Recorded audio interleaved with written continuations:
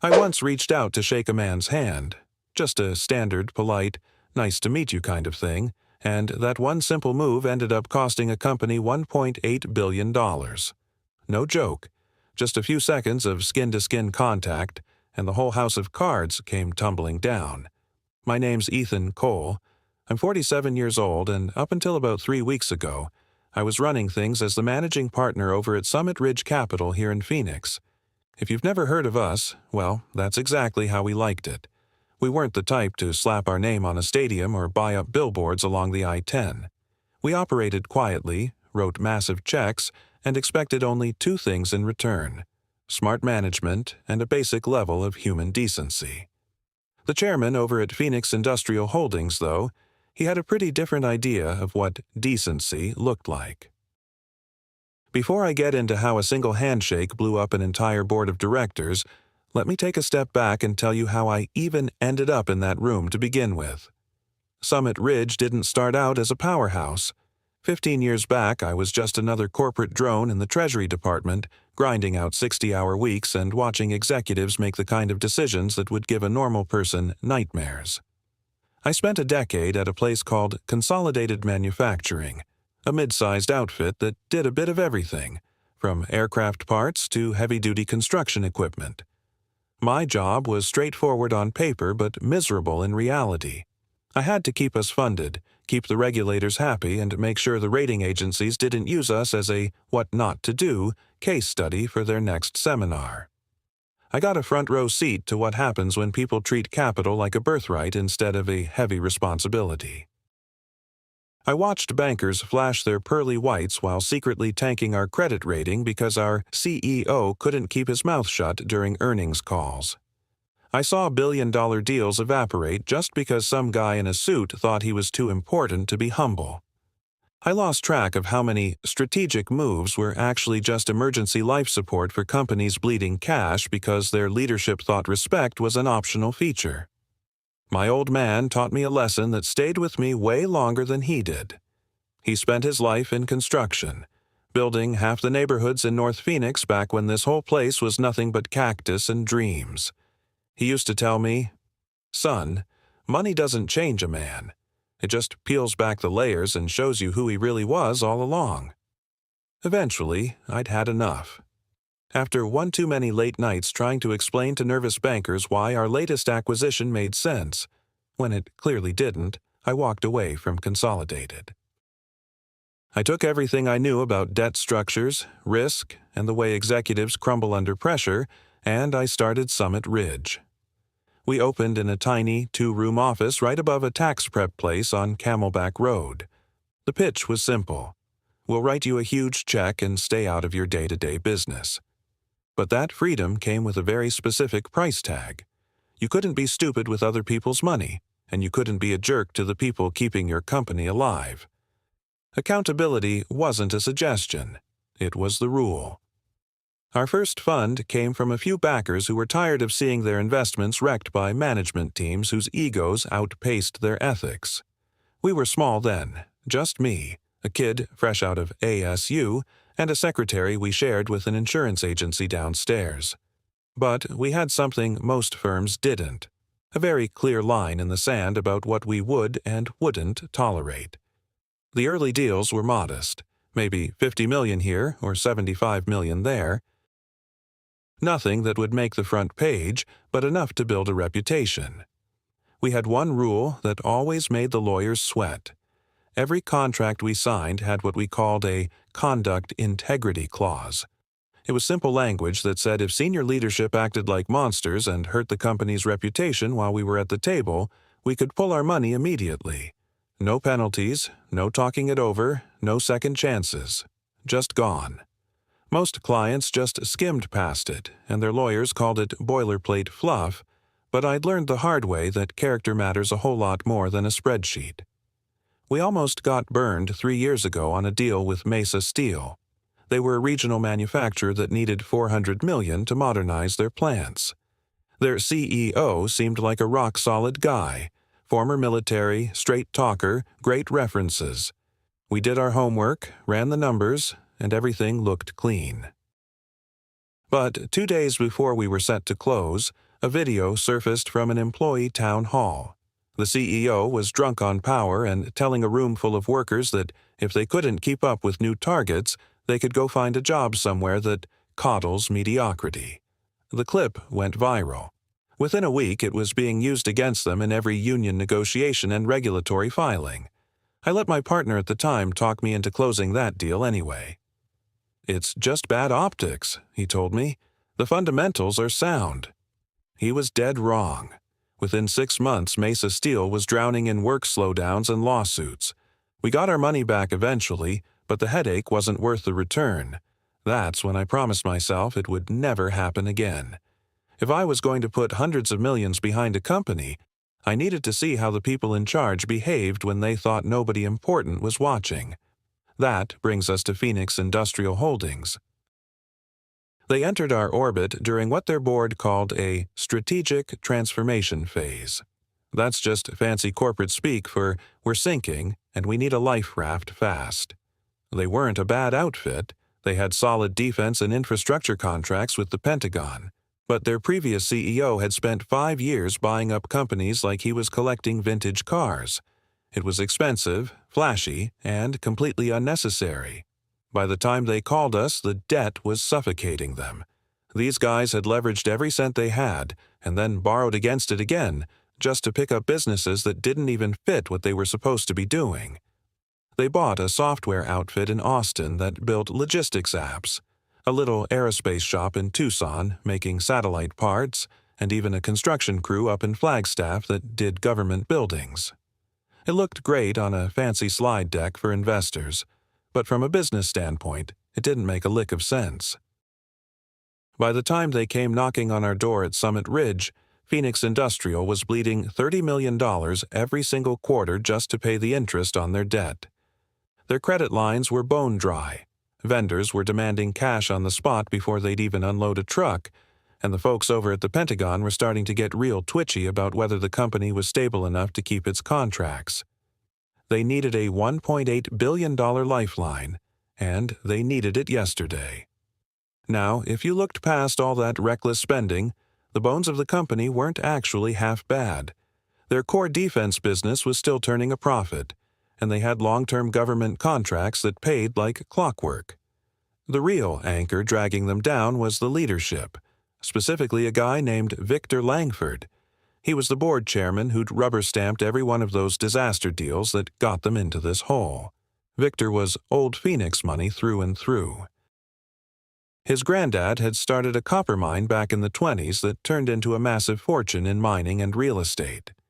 Victor basically inherited his seat when his father passed away, along with enough stock to treat the board of directors like his own personal fan club. This guy had never spent a single day on a factory floor, never had to sweat out a payroll, and never had to explain to a room full of angry investors why a strategy was failing. But man, did he love the prestige. He lived for being introduced as the chairman of one of Arizona's biggest defense firms, especially at those fancy Chamber of Commerce dinners where he could drone on about the future of American industry. The one thing he absolutely hated, though, was admitting he was wrong. I first sat down with Victor about 6 months before that board meeting that changed everything.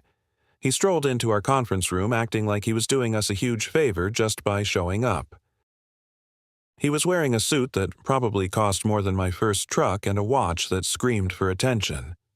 When we shook hands, he held on for about 2 seconds too long, not because he was being friendly, but because he wanted to make sure I got a good look at the Rolex. "Gentlemen," he said, completely ignoring the fact that I was the only other person in the room, "I appreciate Summit Ridge taking an interest in our opportunity." He said, "opportunity," like he was handing me a golden ticket to buy Apple stock back in 1985. I spent 20 minutes walking him through how we do things, our rules for governance, our need for total transparency, and how we hold people accountable. He just nodded along at all the right times, asking a few basic questions about the timeline, but I caught him checking his phone twice while I was mid-sentence, and when I brought up that conduct integrity clause, he just waved a hand like he was shooing away a fly. "Standard boilerplate," he muttered. "Our legal team will handle the fine print."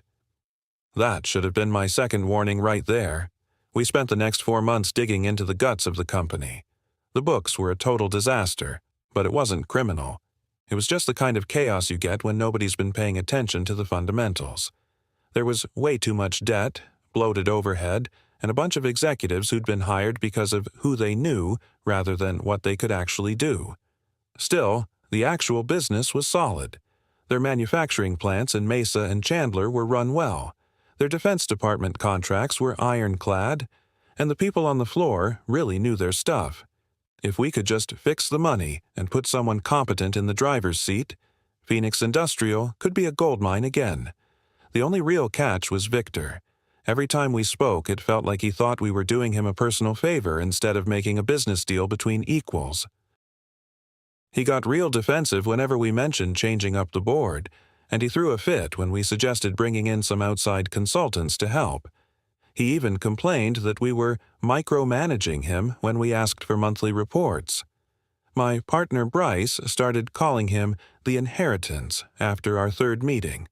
Bryce used to say, "The guy's never earned a dime in his life, so he can't wrap his head around why anyone would doubt his judgment." But the deal made sense despite Victor, not because of him. The problems were fixable if you had enough capital and the right oversight. We structured the $1.8 billion deal in stages, tied to very specific goals and reforms. They had to bring in 2 independent directors who actually knew the defense industry, and they had to hire a new CEO with a track record for turning around sinking ships. Victor also had to take a major step back from the day-to-day stuff. He'd stay on as chairman, but he wouldn't have much real power left. I made sure that conduct integrity clause was non-negotiable. After what happened with Mesa Steel, I told their lawyers it was either our way or they could go find another billionaire to bail them out. The final version was crystal clear. If any senior leader did something to trash the company's reputation while we were still at the table, we could walk away instantly. No penalties, no arguments, just gone. Victor signed it without even reading the whole page. I watched his eyes. He spent maybe 10 seconds on the most important paragraph of his career. But that was his style, letting the help worry about the details while he focused on the important work of being important. To run the show, the board picked a guy named Adrian Clinard. He was 38 years old, a real sharpshooter who'd already successfully restructured 2 other defense firms over the last decade. I touched down at Sky Harbor around 6:30 that Tuesday morning in December. If you've never been to Phoenix in the winter, let me tell you, it's absolute paradise. 72 degrees, a sky so clear it looks painted, and the kind of crisp air that makes you understand why people flee the snowy states to come here. I hopped in a car and headed straight for the Phoenix Industrial Headquarters downtown. The city was just starting to wake up, the sunrise bouncing off the glass towers as the early commuters started their grind. The building itself was exactly the kind of look-at-us architecture you'd expect from a defense contractor trying to hide the fact they were broke.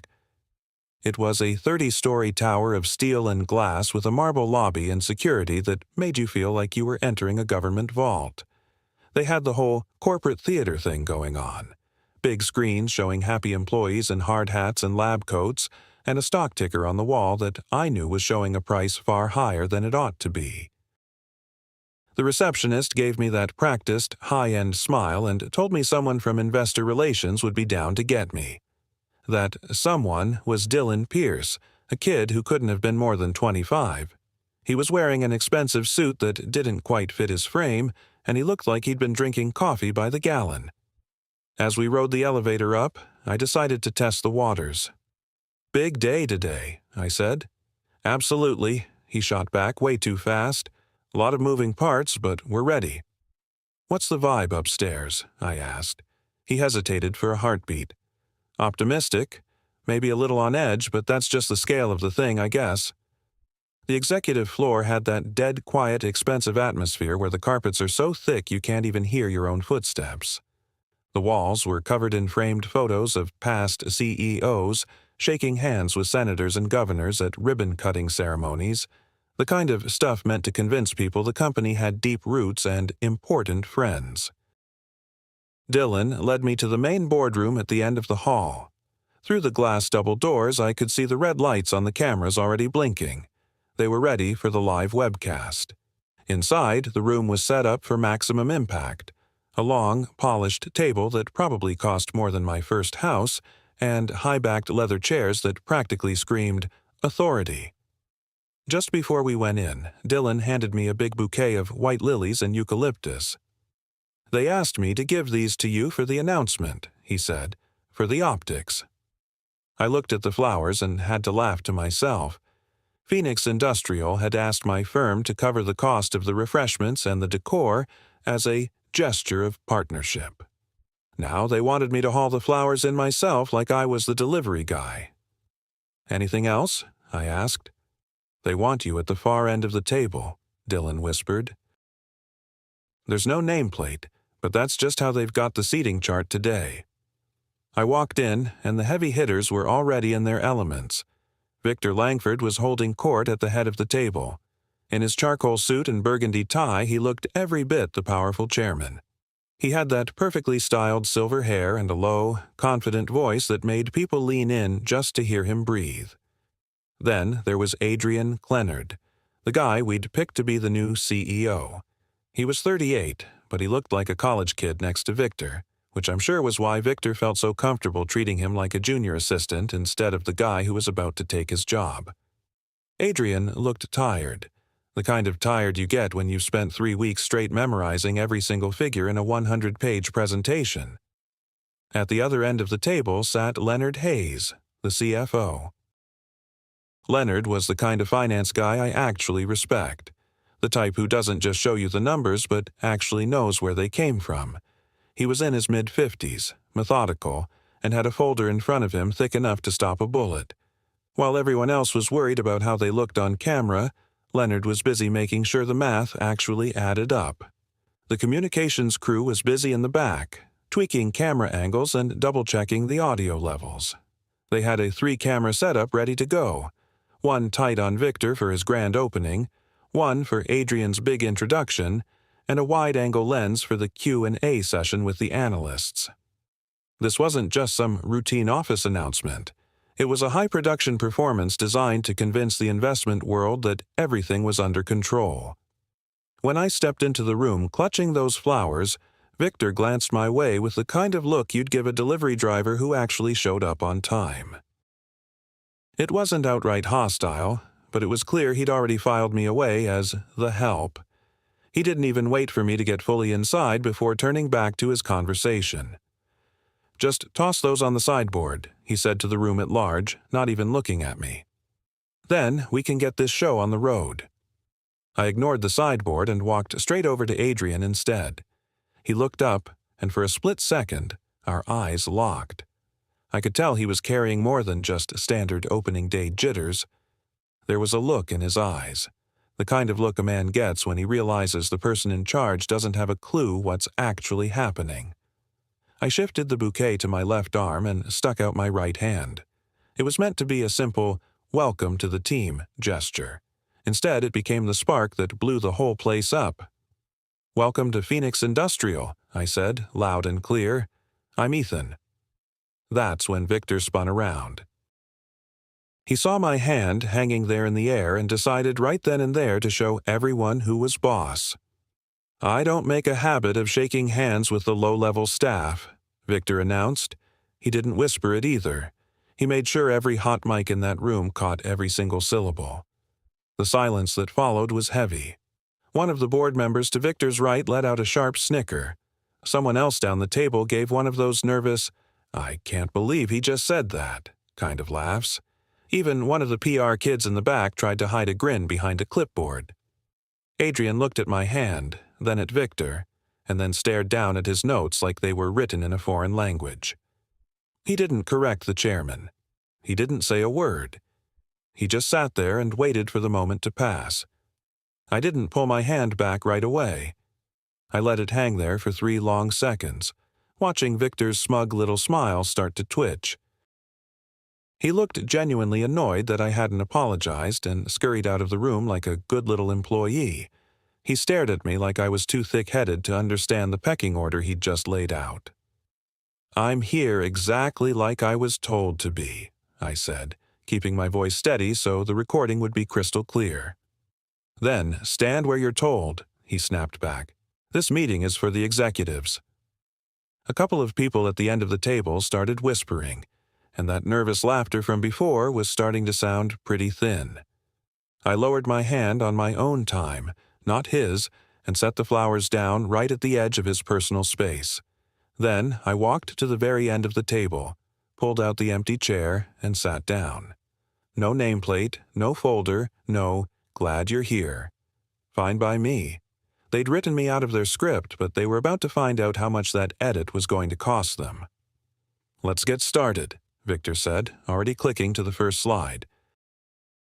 The screen lit up with the company logo and the words "Leadership Transition" and "Capital Update." Victor dove into his speech with the kind of unearned confidence you only see in people who have never been told no. He tossed around phrases like strategic alignment and long-term value, big, fancy words that didn't mean a damn thing regarding the actual business. I sat back and watched the room. I saw the way the board members nodded along like bobbleheads, laughing at his weak jokes before he even finished the punchline. It was a room where only one opinion mattered, and everyone else was just there for the ride. When the next slide popped up, Transaction Overview, I decided I'd heard enough. "Before you go any further," I said, cutting right through his momentum, "there's something you all need to know." Victor turned his head slowly, looking at me like I'd just walked into a funeral and started whistling. "We aren't taking input from the support staff today," he said, dripping with condescension. "You can give your notes to the PR team when we're finished." I didn't blink. I looked him dead in the eye and said, "If you're too important to shake my hand, then that $1.8 billion is going to be gone by tomorrow morning." The silence that hit the room wasn't like the movies. It was real, uncomfortable silence, the kind where you can hear the hum of the air conditioner and someone's phone vibrating on the table. Nobody moved. The cameras just kept rolling, capturing every second of it. Then one of the board members let out a forced, awkward laugh, trying to break the tension. "All right," he said quickly, "let's keep this professional." Victor's smile came back, but it was paper-thin now. "Sit down and stop the theatrics," he told me. "The funding is being handled at a level way above yours." "I am the level," I replied. That finally did it. Leonard Hayes, the CFO, looked up from his spreadsheets like he'd just realized the math didn't add up. "Before we go on," Leonard said, choosing his words very carefully, "we really should confirm the final sign-off from the funding source." "Legal said we need the direct okay from the Capital Controller," another director added. "It's being handled," Victor snapped, clearly losing his cool. "By the Capital Controller, specifically," Leonard corrected, giving me a very long, very meaningful look. Suddenly, every eye in that boardroom was locked on me. I took a slow look at my watch. Just a small move, but it felt like letting the air out of a balloon. "That would be me," I said. Victor just stared. For the first time all morning, he actually looked at my face, not the flowers or the chair. "You're telling me you control the money?" "I'm telling you I'm the managing partner at Summit Ridge Capital," I said. "And I'm the one authorized to either write that check or tear it up." One of the directors at the far end of the table leaned forward, his face going pale. "How much weight does your authority actually carry here?" one of the board members asked, his voice tight. "All of it," I told him, not breaking eye contact. "Summit Ridge is the primary engine for this entire deal. If we pull out, the rest of your backers are going to scatter like dry leaves in a desert wind. The whole structure collapses." Leonard, the CFO, gave a slow, grim nod. He'd clearly been doing the math in his head while we were talking, and he knew I wasn't bluffing. He started digging through his thick folder until he found a specific page, tapping his finger on it for emphasis. "There's a specific clause we need to talk about," Leonard said, his voice as neutral as a dial tone. Victor didn't even look his way. "We've been over the paperwork for months, Leonard." Move on. The conduct provision, Leonard said, a bit louder this time. You could practically feel the temperature in the room drop 10 degrees. Suddenly, every director at that table was frantically flipping through their copies of the contract, looking for the fine print they'd ignored back in the spring. "What does it actually say?" Adrian asked. He sounded like a man who realized his dream job was currently dangling over a cliff. Leonard read it straight from the page. "Any documented behavior by senior leadership that causes material harm to the reputation of the company or its incoming leadership during negotiations allows for the immediate withdrawal of capital." Another board member looked up, his face pale. "It doesn't even say we need a warning. If it's documented and it hurts the brand, they can just walk." Victor waved a hand, trying to brush it off. "That's just legal boilerplate. Every contract has fluff like that." "This wasn't fluff," Leonard said quietly. "Summit Ridge insisted on this exact wording. They wrote it specifically for us." Every head turned toward me. I didn't blink. "I've seen how things go south when the people at the top think the rules don't apply to them," I said. "I was concerned about the culture here. Looks like I was right to be." Victor let out a mocking laugh. "This is a joke. This is a distraction. Nobody here has misbehaved, Ethan." I pointed to the camera in the corner. "You said it yourself, Victor. This whole meeting is being recorded for transparency. And those mics in the ceiling? They're top of the line.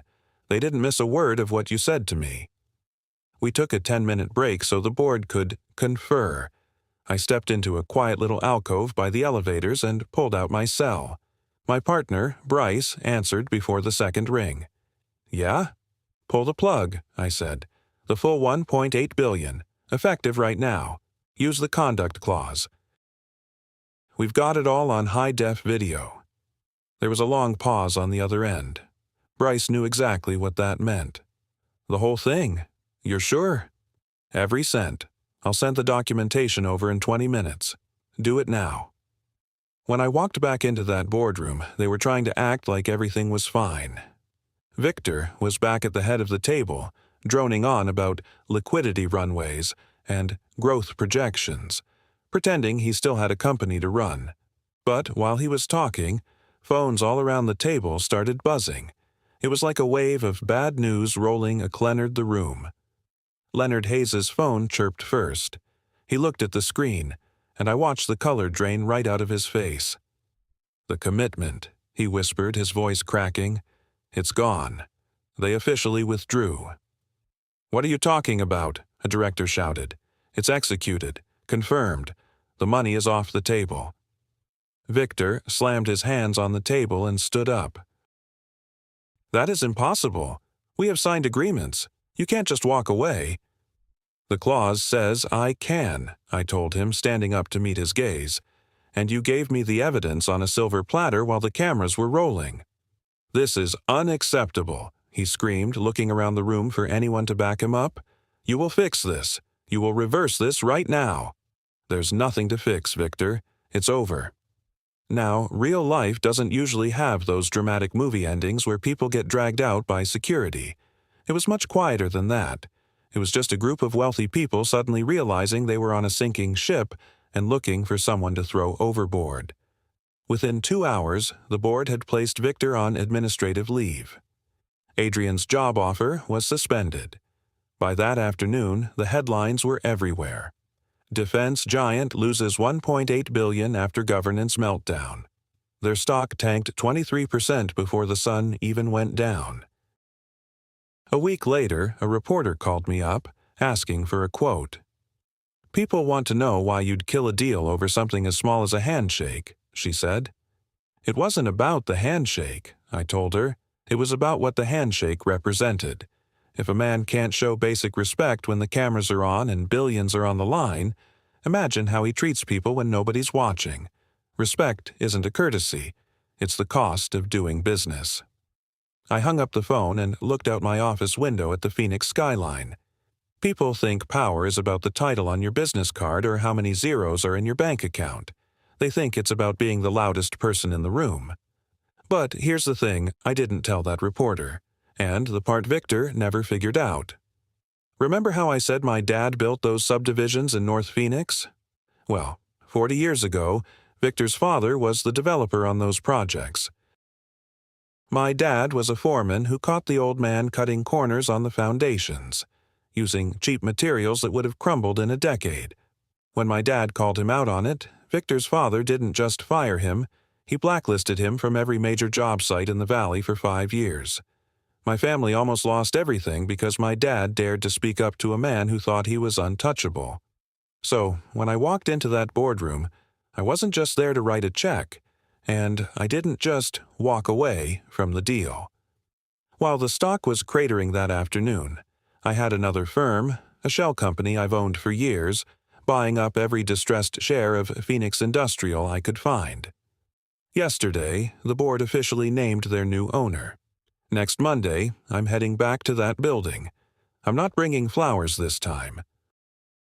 I'm going to sit in Victor's old chair, and the first thing I'm going to do is call in every low-level employee in the building, starting with the janitors and the secretaries, and I'm going to shake every single one of their hands.